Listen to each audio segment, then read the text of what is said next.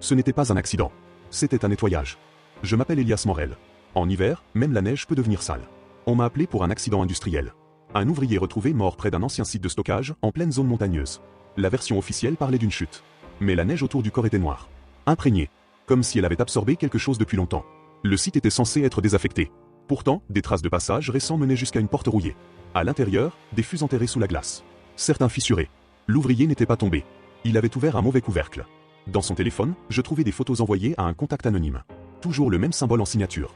Il avait voulu parler. Il avait été trop lent. Les autorités arrivèrent vite. Trop vite. On m'écarta du périmètre. Un responsable local me glissa à voix basse. Il vaut mieux que ça reste enterré. L'hiver aide. En recoupant les dossiers, je compris. Disparition. Accident. Suicide.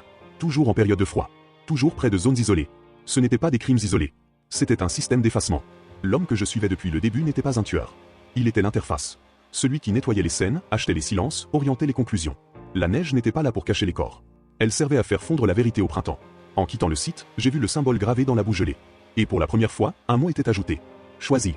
L'antagoniste opère au sein d'un réseau structuré, avec complicités institutionnelles. Elias est désormais sommé de prendre position. Et toi, jusqu'où irais-tu pour empêcher qu'on enterre la vérité? Laisse ton avis en commentaire et suis la suite.